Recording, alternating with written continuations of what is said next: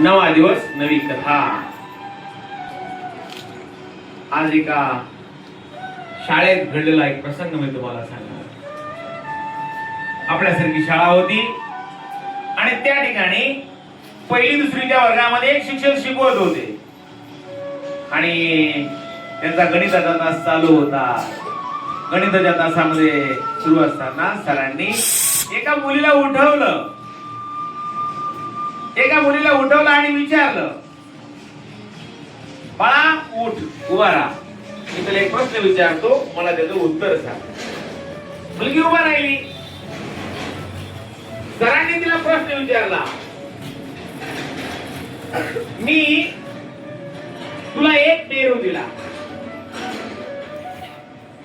आणखीन एक पेरू दिला आणि आणखीन एक पेरू दिला, तर तुझ्याकडे पेरू किती होतील रे?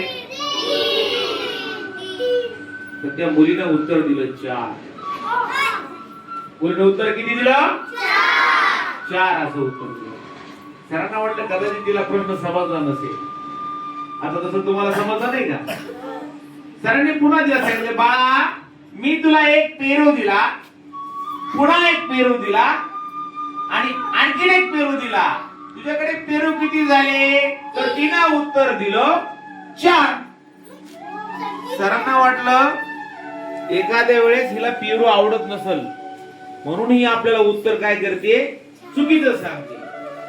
ते म्हणले, बरं थांब, मी तुझ्याकडं एक चिकू दिला, पुन्हा एक चिकू दिला, आणखीन एक चिकू दिला, तुझ्याकडे चिकू किती झाले? तिने उत्तर दिलं 3.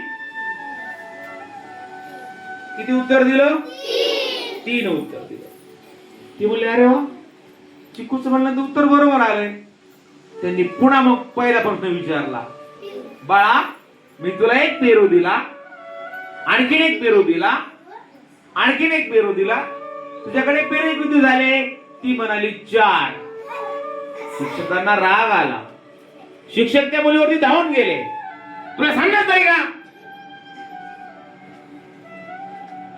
चिकूचं उत्तर बरोबर देते, पेरूचं उत्तर चुकते, तुला कळत नाही काय? तेवढ्यावरती त्या मुलीच्या डोळ्यामध्ये गळगळ अश्रू आले. तिने दप्तरामध्ये हात घातला, दप्तरामधला एक पेरू काढला, सरांना दाखवला, म्हणाले, सर माझ्याकडे पहिलाच एक पेरू आहे आणि तुम्ही दिलेले 3, माझ्याकडे किती पेरू झाले? सरांना आपल्या कृत्याबद्दल वाईट वाटलं. सरांना वाटलं की आपणच या मुलीला जाणून घेण्यामध्ये काय झालोय, कमी पडलोय, आपणच हिला जाणून घेण्यामध्ये काय झालोय, चुकलोय. बरोबर आहे की नाही? त्या मुलीचं उत्तर काय चुकीचं होतं का रे? मग या कथेतून बोध काय घ्यायचा रे मित्रांनो? बघा, अरे आपण कधी दुसऱ्याला समजलं पाहिजे, समजावून घेतलं पाहिजे. बरोबर आहे. आणखी मित्रांनो, आपलं असंच होतं ना, कधी कधी काय होतं, त्याचा तर्क वेगळा असतो, तो वेगळ्या संस्कृतीमध्ये वाढलेला असतो, त्याची उत्तर सांगण्याची त्याची अडचण, त्यानं लावलेला तर्क काहीतरी वेगळा असतो आणि आपण त्याच्यावरती ओरडतो. त्यामुळे आपण समोरच्याला पूर्णपणे जाणून घेतलं. समोरच्याला आपण काय केलं पाहिजे? जाणून घेतलं पाहिजे. जाणून घेतल्याशिवाय त्याच्यावर ओरडणं किंवा खवळणं अशी चूक आपण कधीही करायची नाही. आपल्या संत सेवालाल महाराजांचं मी काल परवा भाषणामध्ये तुम्हाला सुंदर उदाहरण सांगितलं. काय वाक्य होतं रे त्यांचं? काय वाक्य होतं त्यांचं? नाही, जाणजो, छानजो, पथमानजो.